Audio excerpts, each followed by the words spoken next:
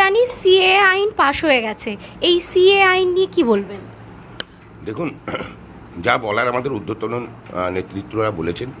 আমি আপনাকে শুধু আপনাদের চ্যানেলকে এটাই বলতে পারি যে এর মাধ্যমে ভারতবর্ষে একটা বিশৃঙ্খল পরিস্থিতি তারা তৈরি করলেন এবং এটা হয়তো পশ্চিমবঙ্গের সরকারকে বিভিন্নভাবে কি বলা যেতে পারে, তাদের ভোটের রাজনীতি তাদের ক্যাশ করার জন্য যে প্রক্রিয়া তারা করেছে সিএ এর মধ্যে দিয়ে, সেটা কিন্তু বাংলার যারা শরণার্থী যারা এসেছিলেন, যারা পূর্ব বাংলা থেকে আগত উদ্বাস্তুরা এসেছিলেন, তারা তো এখানে রেশন কার্ড, ভোটার কার্ড, তাদের সচিত্র পরিচয়পত্র সবই আছে, বছরের পর বছর তারা ভোট দেন। সুতরাং নতুন করে তাদের তো নাগরিক হওয়ার বিষয় নেই। সুতরাং এই জিনিসটা যে ভাঁওতা, এটা তারা বুঝতে পেরেছেন। সুতরাং এটা কোনো এফেক্ট করবে না। গতকাল রাজ্য সরকারকে না জানিয়ে এনআইএ অভিযান করা হয়েছে, এখানে মুখ্যমন্ত্রীও তীব্র নিন্দা করেছেন, এ বিষয়ে কি বলবেন? দেখুন, বললাম তো, একটার পর একটা কেন্দ্রীয় এজেন্সি দিয়ে বাংলায় তৃণমূল কংগ্রেসকে হেয় করার জন্য, তৃণমূল কংগ্রেসের ভাবমূর্তিকে নষ্ট করার জন্য ষড়যন্ত্র কেন্দ্র সরকার করে চলেছে। তারই একটা অঙ্গ এটা। সেটা তো প্রতিদিনই হচ্ছে, প্রত্যেক মুহূর্তেই হচ্ছে। এই খেলা এখন লোকসভা ভোটের মুখে বিরাটভাবে চলবে। ওরা ময়দান ফাঁকা করে ভোট করার চেষ্টা করবে, কিন্তু তৃণমূল কংগ্রেসের কর্মীরা জানে যে কীভাবে এখান থেকে বামফ্রন্টকে উৎখাত করার জন্য তারা লড়াইটা করেছিল এবং বিজেপিকে রোখার জন্য, বিজেপির এই সর্বগ্রাসী নীতি থেকে বাংলাকে রক্ষা করার জন্য কীভাবে মাটি কামড়ে পড়ে থেকে মানুষকে সাথে নিয়ে, মানুষের সমর্থন নিয়ে প্রতিরোধ করে তুলতে হয়, সেটা আমরা তৃণমূল কংগ্রেসের কর্মীরা জানি। আমরা সেইভাবে প্রতিরোধ করে তুলব, জনগণকে সাথে নিয়ে নির্বাচনের ভোটের মধ্যে দিয়ে আমরা এর প্রতিবাদ করব। আপনি তো উত্তর চব্বিশ পরগনা জেলা পরিষদের সদস্য, 6 মাস অতিক্রম হয়ে গেছে।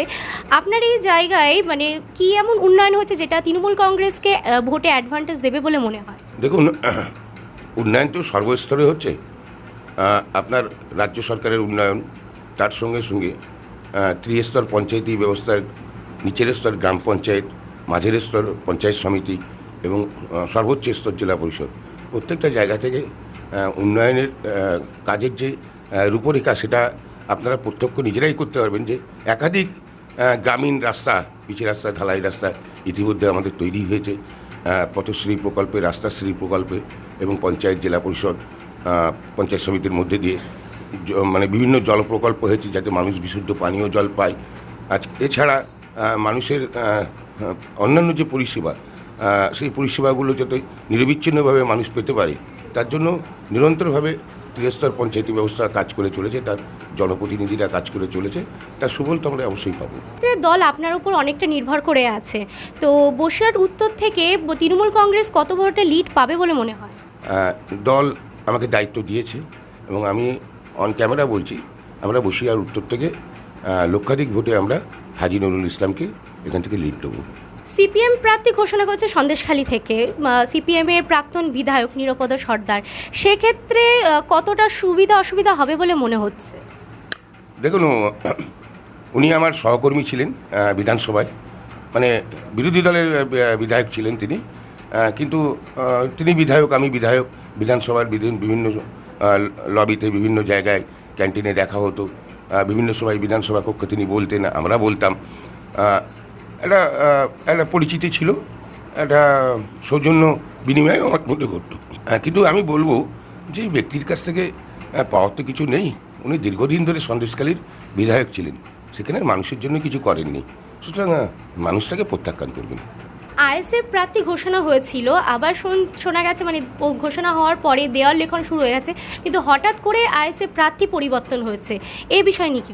দেখুন, আইএসএফ তো কোনো দল নয়, এটা হচ্ছে সংখ্যালঘু ভোটকে ভাগ করার একটা বিজেপির কৌশল, এটা আমি মনে করি। এবং সেই কৌশলে বিজেপির যে অঙ্গুলিহীনে কেন্দ্রের নেতাদের যে নির্দেশগুলো তারা যখন যেমন পাচ্ছে সেইভাবে কাজ করছে। আচ্ছা, আমার সর্বশেষ প্রশ্ন দাদা, গত একদিন আগে সন্দেশখালীতে তৃণমূল কংগ্রেসের জনসভা হয়েছিল, সেখান থেকে শোনা গেছে যে হাজী সাহেব একটু অসুস্থ আছেন, এটা নিয়ে কি বলবেন? দেখুন,